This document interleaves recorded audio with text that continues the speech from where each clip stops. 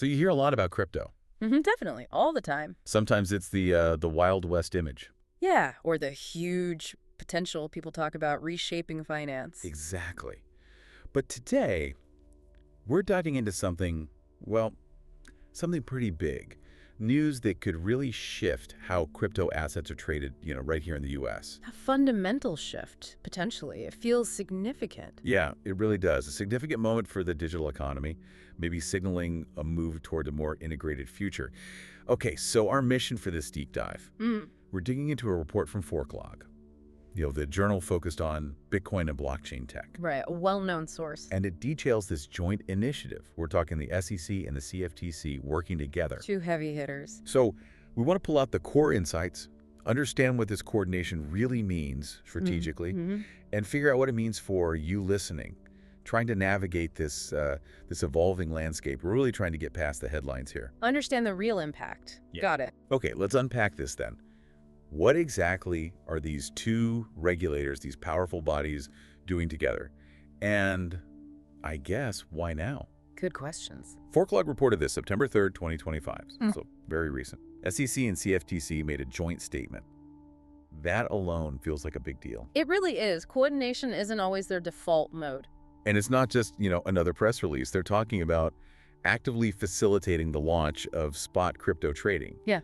But on regulated platforms. And that word regulated, like you said, it's the key, it's the game changer. What's truly fascinating, I think, is precisely that coordination. For so long, the crypto world in the US has been in this kind of regulatory gray zone, right? And they're caught between the two, often. Exactly. SEC, CFTC, different jurisdictions, sometimes different views. So the fact they're working in tandem now, putting out a joint statement, it just signals a new phase. More structured. Much more structured. And hopefully more predictable for the markets. It feels like a deliberate step away from that fragmented, sometimes reactive approach. Towards something more unified. Proactive, maybe. I think that's the goal, yeah. A proactive strategy. And they were pretty upfront about why they're doing this, weren't they? It's not just about cracking down. Yeah. There's a bigger picture. You've absolutely hit on a key point there. The stated aim, right in the announcement, is to strengthen U.S. leadership in blockchain technology. Okay, so it's strategic. Very strategic. It's not just a nice phrase or purely about control. Think about preventing, brain drain or capital flight. Right, because uncertainty pushes companies elsewhere. Precisely. We've seen innovation, talent, maybe move towards places with clearer rules like Europe with MiCA or parts of Asia. So by setting up clear collaborative rules here, the U.S. is basically saying, hey, we want to attract that next wave of blockchain innovation and talent. Make the U.S. a competitive hub again. Exactly. Keep the U.S. at the forefront, but foster that innovation responsibly within a framework. Okay, so if strengthening leadership and clarifying rules is the goal, what does that actually mean for the existing laws? Was there a legal roadblock stopping major exchanges from listing crypto? Have they addressed that? That's a really important point, and it's been a source of, well, a lot of uncertainty for years. Right. So in the statement, they explicitly clarified, and this is crucial, that current legislation does not prohibit stock and commodity exchanges from listing crypto products. Ah, okay, so no fundamental legal block. Exactly. That removes a huge potential hurdle. There was this perception, maybe a fear, that existing laws just weren't equipped or actively prevented it. By saying this, the SEC and CFTC are essentially giving a green light. They're opening the door for the big traditional players, NYSE, NASDAQ, CME. Yeah, household names. Yeah. To seriously look at offering spot crypto without worrying about an immediate legal challenge just based on their core licenses, it clears a big piece of the regulatory path. Wow, okay. That is a massive clarification. Kind of clears the runway, as you say.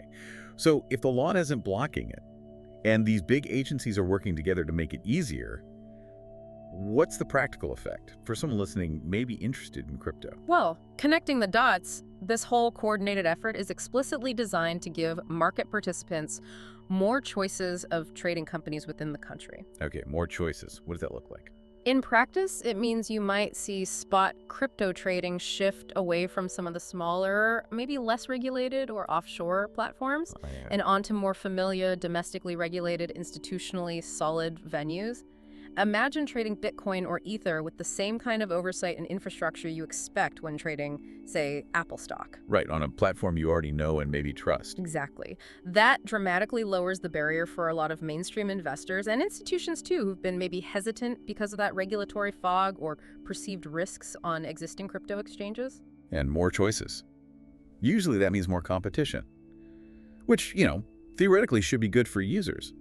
Lower costs, better service. That's generally the economic outcome, yes. And it seems the agencies want that competitive environment. They're not just making the statement and walking away. Yeah. No, they're saying they're ready to promptly review applications from trading platforms, and they're actively encouraging market participants to seek consultations on registration and proposal submissions. So they're inviting people in. Pretty much rolling out the red carpet, saying, come talk to us, we're ready to work through this. That proactive stance is really important. Why is that? It signals they want to actually make this happen, accelerate the process, not just let applications sit gathering dust in some regulatory queue. It tells the market, we're serious about this. Okay, but regulation is never just a simple yes or no, is it? Yeah. There's always the nitty-gritty, the details that have to be ironed out for stability, for protecting investors. So what specific nitty-gritty issues are the SEC and CFTC ready to tackle as these regulated spot crypto platforms hopefully emerge? This is where you see the depth of what they're considering. They're not glossing over the hard stuff. They plan to address critical, really foundational things like margin requirements, clearing, and settlements. The plumbing of the market, it sounds. Exactly, the bedrock mechanics. And in crypto, these things have unique challenges. Like what? Well, think about it. Crypto markets run 24/7. They're global. Assets can be incredibly volatile. So setting the right margin levels is vital to stop too much leverage blowing things up. Right, preventing those cascade effects. Yeah. And clearing, making sure trades are guaranteed, even if someone defaults, that's complex with digital assets potentially crossing borders. And settlements need to be fast, secure, final, maybe mirroring the speed of the blockchain itself, moving beyond some of the slower processes we sometimes see. So getting that core infrastructure right is key. Vital for preventing systemic risk and building real market confidence. Okay, so the mechanics are complex. What about the broader stuff?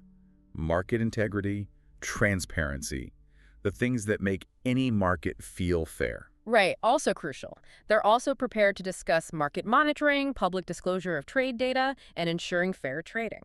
Market monitoring in crypto sounds tricky. It's so global and decentralized. It is. It needs sophisticated tools to spot manipulation across different venues, different time zones. Then there's public disclosure of trade data that's about transparency, right? So everyone sees the same information. Ideally, yes. Institutions, individuals, everyone gets the data to make informed decisions, hopefully preventing things like front-running. And fair trading rules, that means tackling insider trading, wash trading, all those manipulative practices that kill trust. Okay. The stated goal, weaving through all this, is to combine technological innovation with investor protection. Harness the tech, but keep the safeguards. Exactly. Adapt the traditional protections for this new asset class. This sounds like a really comprehensive plan. Is it totally new, though, or does this joint effort fit into maybe larger strategies we've seen simmering at these agencies? That's a good question. And no, it's not entirely out of the blue. It actually fits into ongoing, broader efforts. Like what? Specifically, it's described as part of the SEC's Project Crypto and the CFTC's Crypto Sprint. Okay, I think I've heard those terms. Yeah, they're not just internal buzzwords. Project Crypto is the SEC's big push for a proper regulatory framework moving beyond just enforcement to actual rulemaking. And the CFTC's Crypto Sprint has been about getting up to speed quickly, understanding digital commodities, figuring out the right responses, especially for derivatives. So this joint statement is like a culmination or a next step in those ongoing projects. Exactly. It shows a sustained strategic focus from both sides. They've been building towards this, talking to people, developing their internal knowledge. It's not just a random announcement. And SEC Chairman Paul Atkins called this joint statement a significant step forward. What was his specific emphasis? What does that tell us about the philosophy here? His key point was that market participants should have the freedom to choose trading platforms, and also that the agencies are ready to support innovation. Okay, freedom and support for innovation. Right.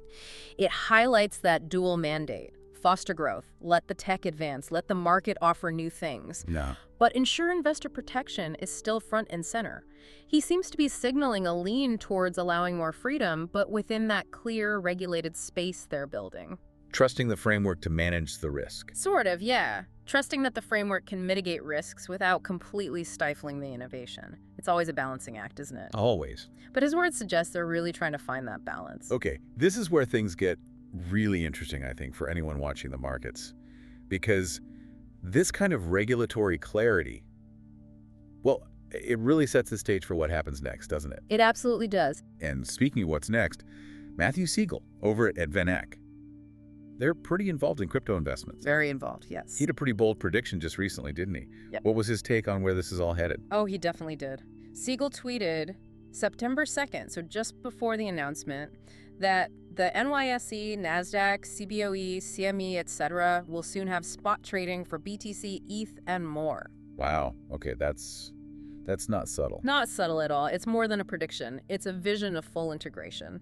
It really puts a tangible face on what this SEC CFTC coordination could unlock. Spot Bitcoin, spot Ethereum, trading right alongside stocks on the NYSE or NASDAQ. Imagine that. It completely changes the game for access, for mainstream adoption. It changes how these assets are even perceived by the wider financial world. It signals they've truly arrived in the established system. Exactly. Bringing potentially huge liquidity, huge institutional capital along with it. That is a massive potential shift. Thinking back, were there other recent moves by the SEC or CFTC related to crypto that maybe paved the way for this? Things we can connect the dots on. Yes, definitely. Like we said, this didn't just pop up overnight. Back in August, just before this joint statement, the CFTC had actually launched its own initiative specifically aimed at legalizing spot crypto trading on their registered exchanges. That felt like a clear precursor. Okay, so the CFTC was already moving in this direction. Seemed like it. And the SEC, also in August, they updated their guidance on stablecoin accounting rules. Ah, stable coins. Another critical piece. Absolutely. They're often the bridge, the on-ramps and off-ramps for trading other crypto assets, so getting clarity there is important too. And adding one more piece to that puzzle. Chairman Atkins had previously said, you might remember, that in his view, only a few cryptocurrencies are considered securities. Right, the distinction between securities and commodities. Exactly.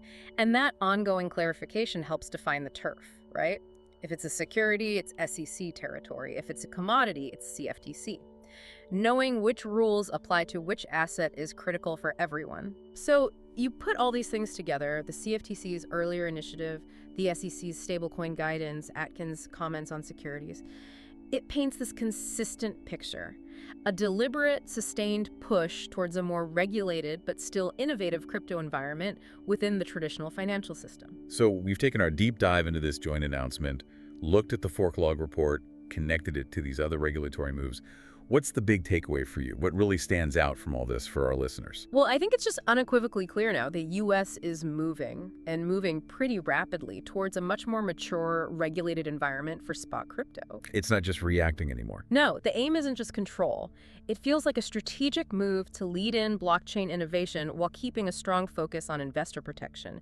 The signals from both the SEC and CFTC are, well, they're unambiguous now. So prepare for it. Prepare for more choices, significantly more clarity than we've had, and a future where digital assets are much more integrated into the traditional financial world.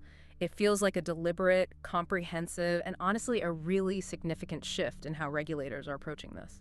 It really does feel like a convergence point. Innovation, meeting regulation, maybe setting the stage for a whole new chapter in finance. Yeah. Okay, here's a final thought, something for you to chew on.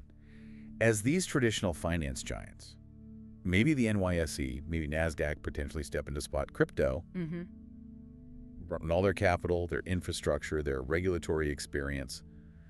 How could that fundamentally reshape the entire competitive landscape? Not just for the crypto firms that are here now, but for the whole financial industry. Yeah, what happens then? What new opportunities or maybe new challenges pop up when Bitcoin and Ethereum are trading right there on the big board? And what does that mean for the original vision of decentralized finance? We'll leave you with that to think about.